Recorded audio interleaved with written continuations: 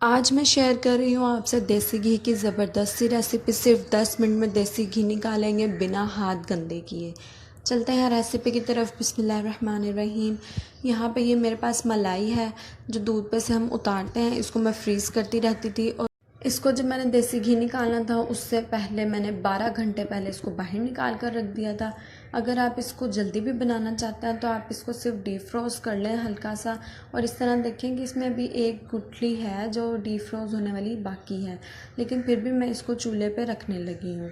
اب یہاں پر آپ نے کیا کرنا ہے کہ 2 منٹ آپ نے اس کو چلا لینا ہے، اور اس کے بعد اس کو ڈھکن رکھ کر ہم ہائی فلیم پر گرم ہونے دیں گے۔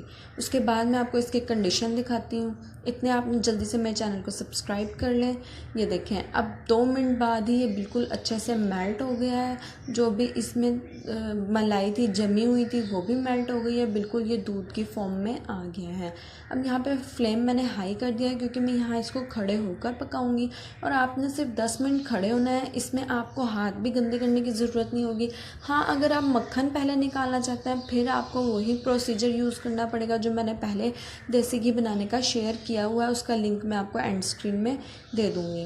5 منٹ بعد ہمارے ملائی کی کنڈیشن یہ ہے، اس طرح سے ابالے آ رہے ہیں اس میں، اور آپ نے بہت دھیان رکھنا ہے کیونکہ جب یہ میلٹ ہوتی ہے اس میں ابالے آتے ہیں تو یہ باہر کی طرف بھی آ سکتی ہے۔ یہ 5 منٹ کی کنڈیشن ہے۔ اب اس کے بعد کے 5 منٹ آپ کو میں دکھا دیتی ہوں۔ ماشاءاللہ سے ہمارا دیسی گھی نکلنا شروع ہو گیا ہے، اور میں آہستہ آہستہ اس میں تھوڑے تھوڑے وقفے سے چمچ چلاتی رہی تھی۔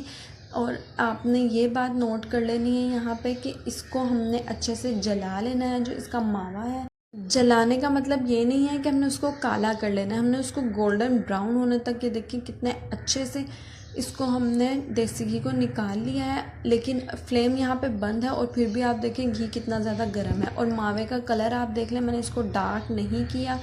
ڈارک کریں گے تو پھر جل جائے گا۔ آپ تھوڑی دیر اس کو اسی طرح 1-2 بار چمچ چلا کر رکھ دیں تاکہ روم ٹمپریچر پہ جب ہمارا آئل آئے گا تو آپ دیکھیں گے کہ اس کا کلر خود بے خود چینج ہو گیا ہے ماوے کا۔ ٹھنڈا ہونے کے بعد اس کو آپ نے جس کنٹینر میں رکھنا ہو آپ رکھ سکتے ہیں۔ دیکھیں ماشاءاللہ سے بہت زیادہ دیسی گھی نکلا ہے، اور دوسری طرف ہے ماوا۔ اس میں نے تھوڑی سی چینی شامل کی تھی اور اس کو اچھے سے بھون لیا تھا۔ بھوننے کے بعد اس کو ایک برفی کی شیپ دے دی تھی۔ اس کا ٹیسٹ بہت ہی زبردست ہوتا ہے۔ ریسیپی اچھی لگی ہو تو کمنٹ میں ضرور بتائیے گا۔